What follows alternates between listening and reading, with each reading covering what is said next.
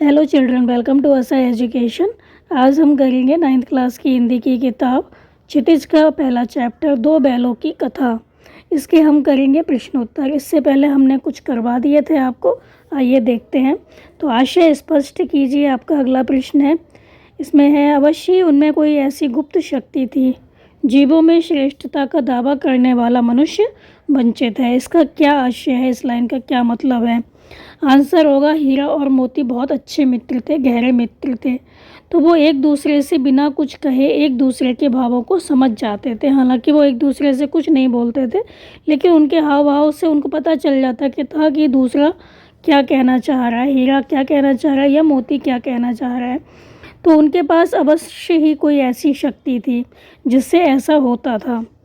तो मनुष्य जो है स्वयं को प्राणियों में श्रेष्ठ मानता है, पर उसके पास यह शक्ति नहीं है कि वह दूसरों के मनोभावों को समझ सके। लेकिन जो हीरा और मोती थे, उनमें कोई ऐसी शक्ति थी जिससे वो एक दूसरे के भावों को बिना कुछ कहे सुने समझ जाते थे। लेकिन मनुष्य अपने आप को बहुत श्रेष्ठ प्राणी मानता है, पर उसके पास यह शक्ति नहीं है। तो जीवों में श्रेष्ठता का दावा करने वाला मनुष्य वंचित है, मतलब इस शक्ति से वंचित है। उसके पास यह शक्ति नहीं है कि वो दूसरों के मनोभावों को समझ सके। आपका अगला प्रश्न है, उस एक रोटी से उनकी भूख तो क्या शांत होती, पर दोनों के हृदय को मानो भोजन मिल गया। इस पंक्ति का क्या आशय है, क्या मतलब है? आंसर होगा, गया के घर हीरा मोती को काम तो बहुत करना पड़ता था, पर उन्हें खाने में सूखा भूसा ही दिया जाता था। तो जो गया था वो हीरा मोती से काम तो बहुत लेता था, लेकिन खाने में सूखा भूसा ही दे दिया करता था। तो बैलों पर यह अत्याचार देख उसी घर की छोटी सी लड़की रात में उनको एक एक रोटी दे जाती थी। यद्यपि इससे हीरा मोती की भूख कम नहीं होती थी, तथापि उस बच्ची का प्रेम और त्याग उनमें एक उत्साह तथा शक्ति का संचार कर देता था। तो जो छोटी बच्ची थी उसको दया आ जाती थी, वो क्या करती थी, रात को एक एक रोटी हीरा मोती को दे देती थी। तो हीरा मोती की भूख तो कम नहीं होती थी, लेकिन उस बच्ची का प्रेम और त्याग देखकर उनमें उत्साह और शक्ति का संचार होता था और उसी से उनका पेट भर जाता था। तो उस एक रोटी से उनकी भूख तो क्या शांत होती, पर दोनों के हृदय को मानो भोजन मिल गया। उनको तृप्ति हो जाती थी। उनको लगता था कि छोटी सी बच्ची उनका कितना ध्यान रख रही है। बच्ची का प्रेम और त्याग देखकर उनमें नई शक्ति और उत्साह का संचार होता था और उसी से उनका पेट भर जाता था। फिर आपका अगला प्रश्न है, गया ने हीरा मोती को दोनों बार सूखा भूसा खाने के लिए दिया क्योंकि गया पराये बैलों पर अधिक खर्च नहीं करना चाहता था, या गरीबी के कारण खली आदि खरीदना उसके बस की बात न थी, या वह हीरा मोती के व्यवहार से दुखी था, या उसे खली आदि सामग्री की जानकारी नहीं थी। तो इसमें से जो सही आंसर है वो आपको बताना है। तो आंसर होगा कि वो हीरा मोती के व्यवहार से बहुत दुखी था। फिर आपका अगला प्रश्न है, हीरा और मोती ने शोषण के खिलाफ आवाज़ उठाई, लेकिन उसके लिए प्रताड़ना भी सही। हीरा मोती की इस प्रतिक्रिया पर तर्क सहित अपने विचार प्रकट करें। आंसर होगा, हीरा और मोती को गया के घर से लेकर कांजी हाउस तक शोषण का शिकार होना पड़ता है। वे शोषण का अपने तरीके से विरोध करते हैं। इसके परिणाम स्वरूप वे दोनों पीटे जाते हैं तथा अंततः कांजी हाउस में बंद कर दिए जाते हैं। तो इस पर मेरा विचार है कि शोषण का विरोध करके उन्होंने बिल्कुल ठीक किया। शोषण का विरोध करते हुए इतना दुख तो उठाना ही पड़ता है। शोषित रहकर घुट-घुट कर जीने से तथा हर सांस के लिए दूसरों पर आश्रित रहने से अच्छा है उनका विरोध हो। इससे शोषक अपनी मनमर्जी नहीं कर पाता है। तो मेरे विचार से ये सही है कि उन्होंने शोषण के खिलाफ आवाज़ उठाई, क्योंकि घुट-घुट कर जीने से अच्छा है कि हम खुली हवा में सांस लें, आज़ादी के साथ जिएं। तो इससे क्या होता है, अगर हम उसका विरोध नहीं करते तो वो हमारा शोषण करता रहता है, लेकिन अगर हम शोषक का विरोध करते हैं तो वो अपनी मनमर्जी नहीं कर पाता। तो कहते भी हैं कि अत्याचार करने वाला इतना गुनहगार नहीं होता जितना कि अत्याचार सहने वाला होता है। अगर कोई व्यक्ति अत्याचार को सहेगा ही नहीं तो अत्याचार कैसे करेगा कोई उस पर। तो हमें हमेशा इस तरह की जो चीज़ें होती हैं उनके खिलाफ़ आवाज़ उठानी चाहिए। तो हीरा मोती ने ठीक किया, उन्होंने शोषण के खिलाफ आवाज़ उठाई। फिर आपका अगला प्रश्न है, क्या आपको लगता है कि यह कहानी आज़ादी की लड़ाई की ओर भी संकेत करती है? आंसर होगा, दो बैलों की कथा कहानी अप्रत्यक्ष रूप से आज़ादी की आज़ादी का जो आंदोलन हुआ था उससे जुड़ी हुई है। प्रकट रूप में ये कहानी दो बैलों से संबंधित है, लेकिन प्रतीक रूप में ये आज़ादी के आंदोलन की कहानी है। तो दोनों जो बैल हैं वो संवेदनशील और क्रांतिकारी भारतीय हैं। तो जो बैल दिखाए गए हैं उनको दिखाया गया है कि वो क्या है, क्रांतिकारी के रूप में उनको दिखाया गया है। तो ये अपने देश से बहुत प्रेम करते हैं। झूरी का जो घर है वो उनका देश है, उससे बहुत प्रेम करते हैं, मतलब प्रतीक के रूप में दिखाया गया है। तो उन्हें अपने देश की तुलना में अन्य कोई देश पसंद नहीं है। दूसरे देश में रहना उन्हें बंधन जैसा लगता है, इसलिए वे स्वदेश के लिए हर संघर्ष करते हैं और संघर्ष करते करते उन्हें अनेक मुसीबतों का सामना भी करना पड़ता है। तो यहाँ पर बताया गया कि जो ये कहानी है अप्रत्यक्ष रूप से आज़ादी के आंदोलन से जुड़ी हुई है।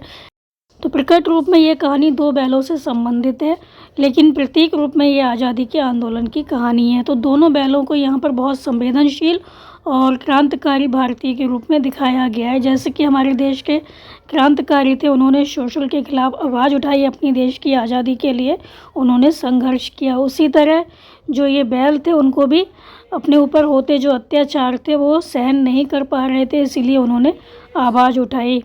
तो वो अपना देश जो उनका झूरी का घर था वो उन्हें बहुत प्रिय था। अपने देश की तुलना में वो दूसरे देश में रहना पसंद नहीं करते थे। मतलब जो बैल थे वो दूसरे के यहाँ चले गए तो उन्हें अपने देश की तुलना में अन्य कोई देश पसंद नहीं है।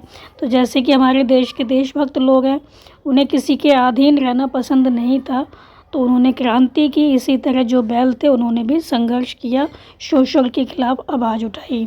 तो दूसरे देश में रहना उन्हें बंधन जैसा जान पड़ता है, इसलिए वे स्वदेश के लिए हर संघर्ष करते हैं और संघर्ष करते हुए उन्हें अनेक मुसीबतों का सामना भी करना पड़ता है।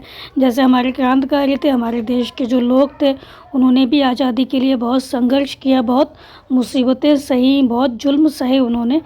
तो अगर हम आज़ाद होना चाहते हैं तो हमें संघर्ष करना ही पड़ता है।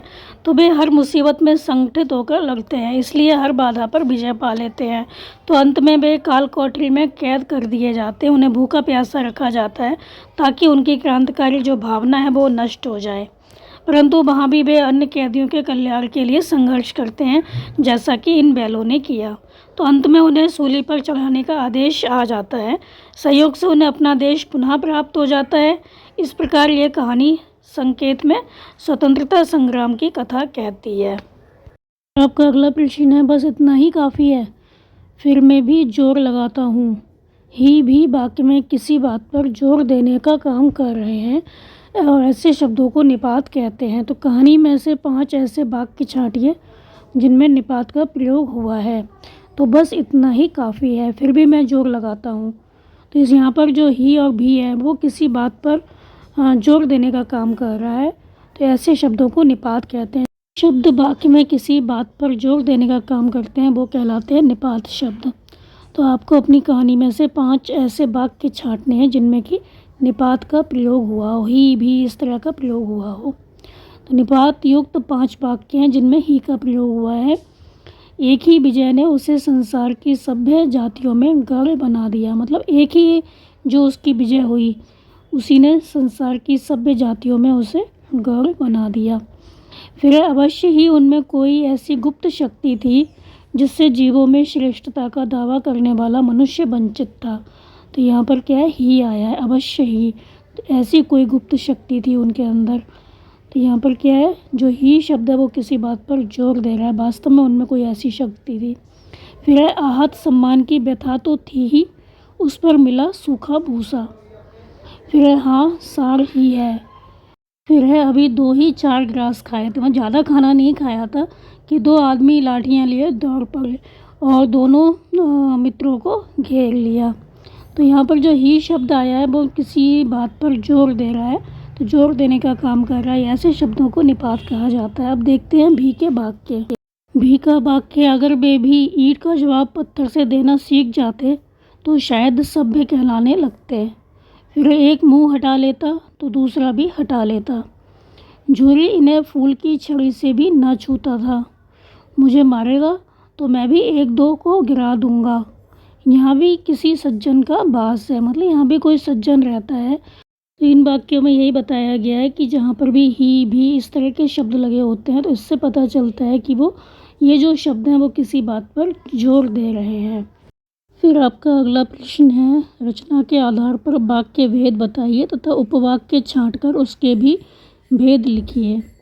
जैसे पहला है, दीवार का गिरना था कि अधमरे से पड़े हुए सभी जानवर चेत हो उठे।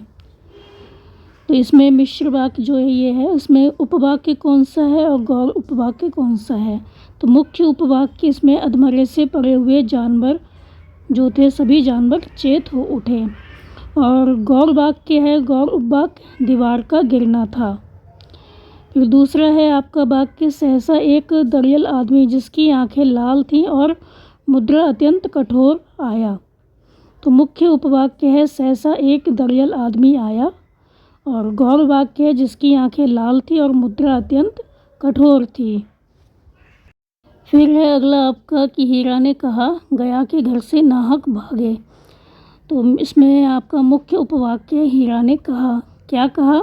गया के घर से नाहक भागे, बेकार में भागे। तो गौर वाक्य हो गया, गया के घर से नाहक भागे। और मुख्य वाक्य जो है, मुख्य उपवाक्य है, हीरा ने कहा। फिर है अगला, मैं बेचूंगा तो बिकेंगे। तो इसमें मुख्य उपवाक्य है तो बिकेंगे और गौर उपवाक्य है मैं बेचूंगा। फिर अगला है, अगर वह मुझे पकड़ता तो मैं बेमारे ना छोड़ता। इसमें मुख्य वाक्य है मैं बेमारे ना छोड़ता और गौर उपवाक्य है अगर वह मुझे पकड़ता। फिर आपका अगला प्रश्न है, कहानी में जगह जगह मुहावरों का प्रयोग हुआ है। कोई 5 मुहावरे छांटिए और उनका वाक्यों में प्रयोग कीजिए। तो आपको देखना है कि कौन कौन से मुहावरे आए हैं और उनका वाक्यों में प्रयोग करना है। आप कोई भी वाक्य बना सकते हैं। एक है, जी तोड़ काम करना। तो फैक्ट्रियों में मजदूरों को जी तोड़ काम करना पड़ता है। फिर है, ईंट का जवाब पत्थर से देना। तो कारगिल में पाकिस्तानी घुसपैठियों को भारतीय वीरों ने ईंट का जवाब पत्थर से देकर खदेड़ दिया। फिर है, टाल जाना। तो पहले वो मदद करने का आश्वासन देता रहा, पर जब ज़रूरत हुई तो वो टाल गया, ज़रूरत के समय वो टाल गया। फिर है, जान से हाथ धोना। तो युद्ध का सबसे बड़ा नुकसान ये है कि इसमें हज़ारों जवान अपनी जान से हाथ धो बैठते हैं। 9-2-11 होना। तो चौकीदार को आता देखकर शरारती बच्चे बगीचे से 9-2-11 हो गए। तो आप कुछ भी बना सकते हैं, जैसे पुलिस को आता देख चोर 9-2-11 हो गए। तो ये थे आपके इस चैप्टर के प्रश्न उत्तर बच्चों। आप इनको अच्छे से समझ कर याद कर लीजिए और हमारे चैनल असा एजुकेशन को लाइक कीजिए, सब्सक्राइब कीजिए और शेयर करना बिल्कुल मत भूला करिए। Thank you.